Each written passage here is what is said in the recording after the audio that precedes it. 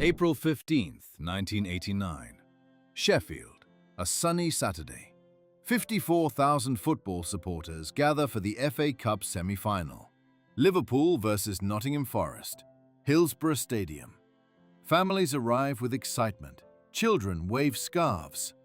Nobody knows this day will become Britain's worst sporting tragedy. Among the crowd, 15-year-old Kevin Williams, 18-year-old James Aspinall, 10-year-old John Paul Gilhooly, the youngest victim. 97 souls would never return home. Their names must be remembered. Their families would fight 30 years for truth. 2:40 p.m. Leppings Lane End. 10,000 supporters funnel through just 7 turnstiles. Lord Justice Taylor later concluded this design was fundamentally flawed. The crowd builds. Pressure mounts. Police fail to recognize the danger developing before their eyes. Chief Superintendent David Duckenfield, match commander, appointed just 19 days earlier, inexperienced, unprepared. At 2:52 p.m., he makes a fatal decision. Open exit Gate C. No consultation, no plan. Thousands pour through the opened gate. 2,000 supporters surge through Gate C. The central tunnel lies directly ahead. No stewards direct them. No signs warn them. They flow downward into the tunnel, into pens 3 and 4, already dangerously full. Nobody stops them. 2:54 p.m. Teams walk onto the pitch. The crush begins. Pens 3 and 4 overflow. Bodies pressed against metal barriers, arms pinned, chests compressed. Supporters scream for help. Police on the perimeter track gesture them back. They cannot move. 3:06 p.m. The match stops. The referee sees bodies pressed against the fence, people climbing over desperately. Supporters carry injured onto the pitch. 94 die on the day. 766 injured. Compression asphyxia. Crushed to death. The pitch becomes a battlefield. Advertising boards become stretchers. Supporters rip down perimeter fencing. They perform mouth-to-mouth resuscitation. They carry the dying. They are heroes. Meanwhile, police response is catastrophic. Slow, uncoordinated, inadequate emergency equipment. The gymnasium becomes a morgue. Families arrive searching for loved ones. They walk between rows of bodies, identifying their children, their brothers, their fathers. 94 confirmed dead. 2 more die from injuries later. The nation mourns. Liverpool weeps. Liverpool becomes a city of grief. Anfield gates disappear beneath flowers. Red scarves hang everywhere. Kenny Dalglish, the manager, attends every funeral. 96 services, sometimes 4 in one day. He reads eulogies. He holds broken families. His own heart breaks. April 16th. Prime Minister Margaret Thatcher visits Hillsborough. Her press secretary Bernard Ingham hears lies. Police tell him supporters were drunk, a tanked-up mob. These falsehoods spread. The cover-up begins immediately. The victims are blamed. April 19th. The Sun newspaper publishes The Truth. The headline becomes infamous. They accuse Liverpool fans of pickpocketing the dead, urinating on police, beating officers. Every word is lies. Editor Kelvin Mackenzie prints police fabrications. Liverpool never forgives. Liverpool responds immediately. Total boycott. Newsagents refuse to stock The Sun. 37 years later, the boycott continues. The newspaper is banned from Anfield, from training grounds, from the entire city. Some wounds never heal.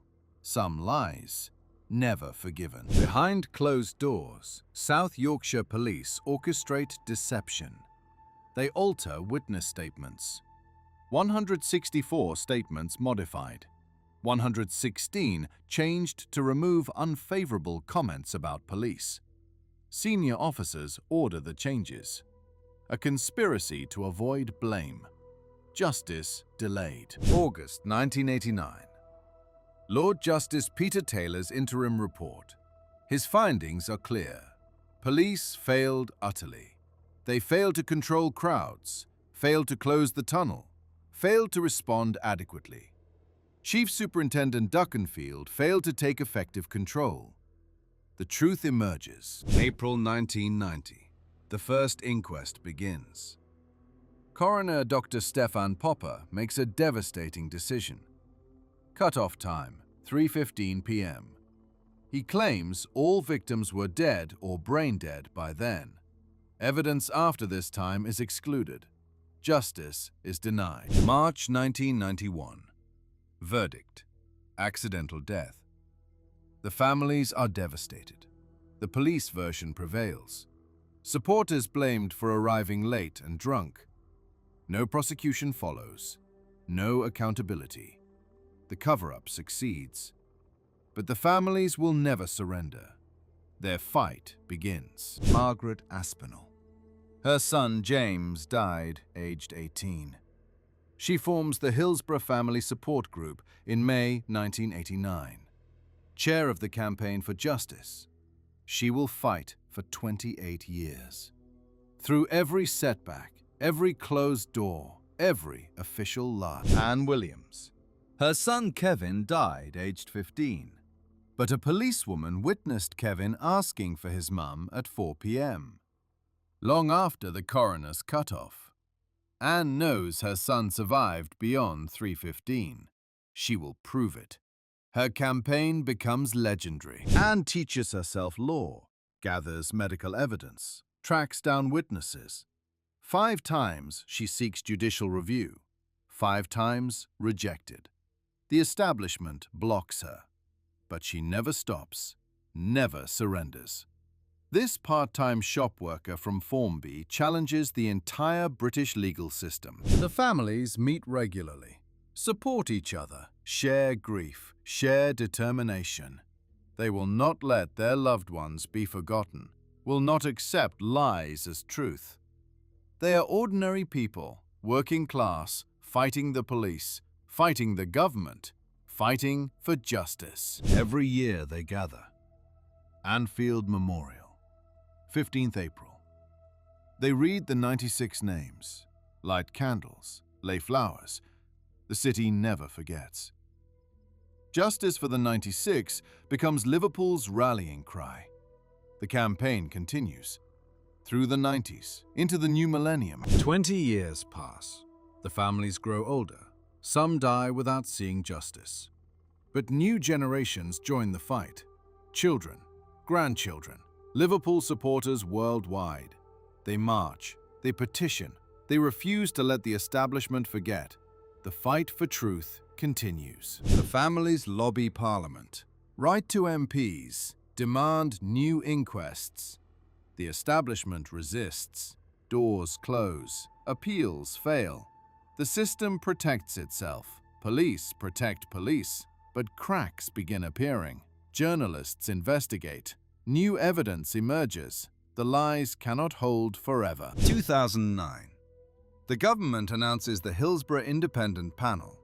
Chair, Bishop James Jones. Task, examine all documents, all evidence, everything hidden for 20 years. 400,000 pages. The families dare to hope. Will truth finally emerge? The panel works for 3 years. Examines cabinet papers, police files, medical records, ambulance reports. They discover the scale of the cover-up. Altered statements, deleted evidence, systematic deception. The truth is worse than imagined. The lies go deeper. September 12, 2012. The Hillsborough Independent Panel Report is published. 395 pages, 153 key findings. The verdict is devastating. Police caused the disaster, then orchestrated a cover-up. Fans were blameless. Liverpool was right. The families weep.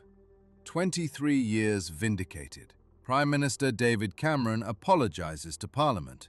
The Sun apologizes. Kelvin Mackenzie claims he was duped. Anne Williams hears the truth she fought for. Days later, she dies from cancer. Justice came too late. Anne Williams never surrendered. She proved Kevin lived beyond 315. She exposed the lies. In December 2013, she receives the Helen Rollason Award posthumously. BBC Sports Personality of the Year. Standing ovation.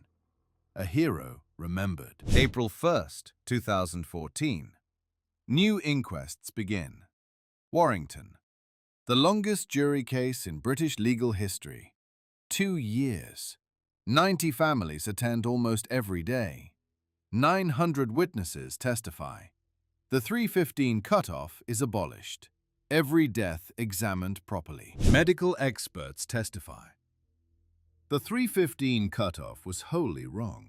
58 victims definitely or probably had capacity to survive beyond that time. 41 had potential to live.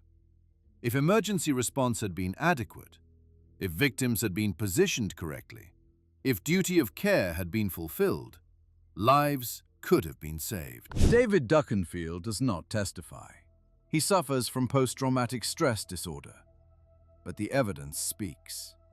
Planning failures, lack of crowd control, failure to close the tunnel, failure to recognize the crush developing, failure to respond adequately, gross negligence. The jury hears everything, all the failures, all the lies. The jury deliberates. 7 women, 5 men. They must decide 4 essential matters. Did Duckenfield owe a duty of care? Was he in breach of that duty? Did his breach cause the deaths? Did it amount to gross negligence? After 13 hours, 43 minutes of discussion, they reach their verdict. April 26, 2016, 27 years after the disaster. The verdict: unlawfully killed, all 96 victims, 7-2 majority. Liverpool fans did not contribute to the dangerous situation. Police and ambulance services failed their duty of care. The families have won. Truth has prevailed. Justice at last. These stories of Hillsborough must not be forgotten. 97 lives lost.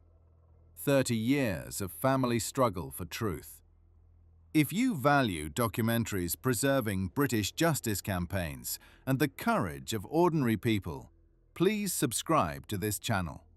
Press the bell icon for notifications. Like and share. Help ensure these voices echo through generations. Outside the court, Liverpool erupts. Families embrace. Tears flow. Red scarves wave. Justice for the 96 is finally achieved. Margaret Aspinall addresses the crowd. Her voice shakes with emotion. 27 years fighting. Her son James is vindicated. All 96 are vindicated. The truth has won. The Crown Prosecution Service announces investigations. Criminal charges will be considered. Police officers face scrutiny. Peter Metcalfe, solicitor who advised on statement alterations. Donald Denton and Alan Foster, senior officers who carried out those alterations. Finally, accountability. Finally, consequences. The legal battle continues. Justice demands prosecution. November 27th, 2019. Preston Crown Court. David Duckenfield, on trial for gross negligence manslaughter of 95 victims. Tony Bland cannot be included. He died more than a year after the disaster. Legal technicality. The jury deliberates. The families wait. 30 years culminating in this moment. Not guilty. The verdict stuns the nation. Gasps in court. Duckenfield acquitted. Despite the inquest finding unlawful killing, despite gross negligence, despite everything. Nobody will ever be held criminally responsible for 97 deaths. The families are devastated. Justice incomplete. The system fails them again. Margaret Aspinall speaks to media. Her voice is steady, disappointed but unbowed. The fight continues. Hillsborough law will be their legacy. Duty of candor for public bodies. No more cover-ups, no more lies. The families will ensure no other families suffer as they have suffered. The campaign transforms. Andrew Devine. He was 22 at Hillsborough. The crush deprived his brain of oxygen. Doctors believed he would not survive 24 hours. His family never gave up. Devoted carers sustained him. He lived 32 years with catastrophic injuries. No human being had ever survived so long. July 27, 2021. Andrew Devine dies aged 55. Liverpool coroner Andre Rebello rules he was unlawfully killed. The 97th fatality of Hillsborough. His name is added to the Anfield Memorial. 97 victims, 32 years. The tragedy still claiming lives, still causing pain. The memorial stands at Anfield.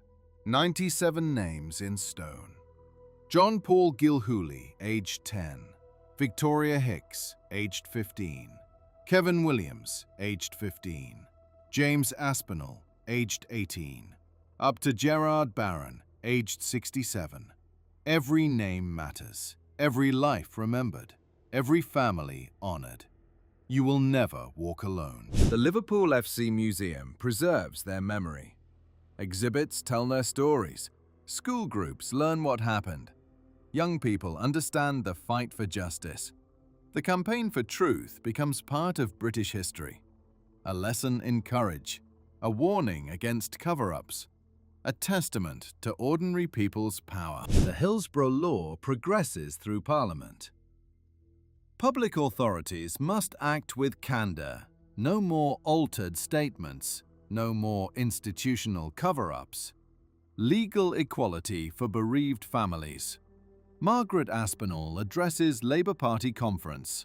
Standing ovation. Her life's work approaching fruition. From personal tragedy to national change. Awards and honours follow. Anne Williams receives Helen Rollason Award posthumously. The 96 awarded Freedom of Liverpool. Kenny Dalglish honoured. Professor Phil Scraton. Bishop James Jones. Recognition for those who fought. Those who never surrendered. Those who proved ordinary people can defeat institutional power. Documentaries preserve their stories. ESPN 30 for 30 Hillsborough. ITV drama Anne, starring Maxine Peake. Books, articles, academic studies. The truth is recorded, protected, taught. Future generations will know what happened, will understand the cover-up, will remember the families who never gave up. Every year on April 15th, 3:06 p.m., Liverpool stops. Traffic halts. People stand silent. The moment the match stopped, the moment 97 lives began ending, the city remembers together. Red scarves everywhere, candles lit, flowers laid. The memory lives on. Justice for the 97. The campaigners grow older. Some have passed, but their children continue. Grandchildren join the cause. The fight extends beyond Hillsborough. Grenfell Tower, infected blood scandal, Manchester Arena bombing, other families facing cover-ups, other victims denied justice. Hillsborough families support them all. The fight for truth never ends. 97 voices silenced by tragedy. 97 families who refuse to let them be forgotten. 30 years fighting lies, fighting power, fighting injustice. They proved truth can prevail. Ordinary people can defeat establishment cover-ups. Their loved ones died, but their memory lives. Their fight inspires. Justice for the 97. Always remembered. Never forgotten.